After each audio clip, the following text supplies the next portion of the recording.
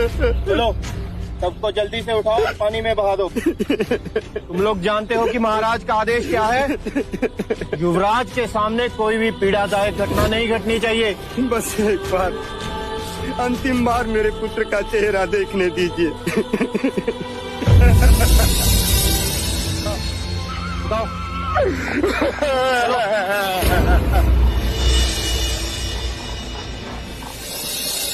रुक जाइए।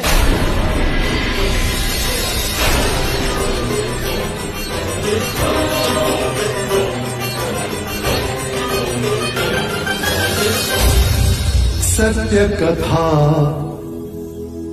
पुरुषार्थ कथा, सुनो सुनो सिद्धार्थ। रुक जाइए।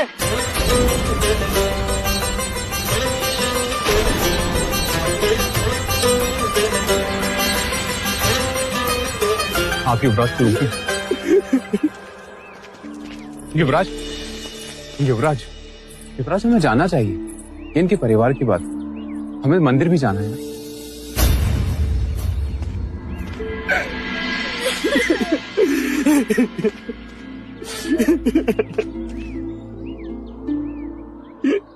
ये क्या कर रहे हो आप? एक गरीब मनुष्य कर भी क्या सकता है? मैं अपने अमृत पुत्र को नदी में बहा रहा हूँ। पर आपने तो इसे आरोग्य धाम भेजा। भाग आया वहाँ से, हमसे दूर नहीं रह पाया। क्या पता आखिरी बार मिलने आया था। और मेरी विवशता देखिए युवराज, मैं अपने पुत्र का अग्निदाह करके उसे मोक्ष भी नहीं दिला सकता। इसे नदी में बहाना पड़ेगा। अग्निदाह क्यों नहीं दे सकते? मेरे पास ब्राह्मणों को देने के लिए धन नहीं है, और बिना दक्षिणा ब्राह्मण दाह संस्कार नहीं करेंगे और मंत्रोच्चार नहीं होगा। मेरे पुत्र को सद्गति नहीं मिलेगी और मोक्ष नहीं मिलेगा। मोक्ष? ना तुम जानते हो ना मैं, केवल ब्राह्मण जानते हैं, और वो भी वेदों की दृष्टि से, जिनमें मोक्ष की परिभाषा तो है पर प्रमाण नहीं। पर क्या तुम पूरे विश्वास के साथ कह सकते हो कि ब्राह्मणों के मंत्रोच्चार से तुम्हारे पुत्र को मोक्ष प्राप्त होगा, उसको सद्गति मिलेगी? क्षमा करे युवराज, हम लोग परंपराओं पर चलते हैं। परंपरा ही हमारी श्रद्धा है, और श्रद्धा के प्रश्न पर प्रमाण नहीं देखते। क्योंकि ऐसा करना वो भी एक परंपरा है। ये तो वही हाल हुआ कि एक मनुष्य की आंखों वेदों की पट्टी बांध उसे श्रद्धा की जंजीरों से जकड़ दिया जाए और खाई में लटका दिया जाए, और उससे कहा जाए कि यदि तुम इन जंजीरों को तोड़ोगे तो खाई में गिरोगे, और यदि नहीं तोड़ी तो जीवित रहोगे पर लटके रहोगे।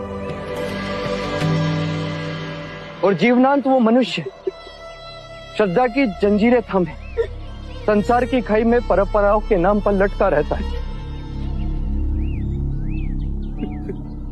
फिर भी मंत्रोच्चार से मोक्ष प्राप्त होता है, सद्गति मिलती है, और ऐसे मिथ्या वचन में तुम मानते हो तो सजाओ चिता।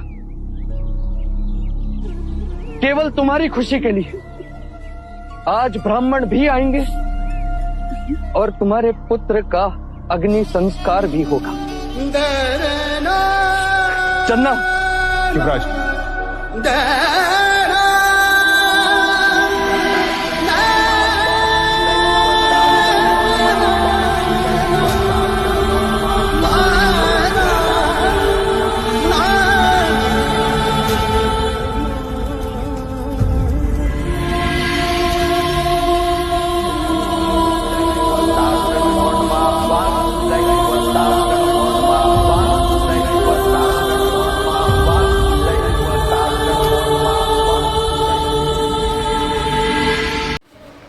अगली वीडियो में देखिए सिद्धार्थ गौतम जीवन मरण के चक्र के बारे में सोचकर सिद्धार्थ गौतम का मन दुखी।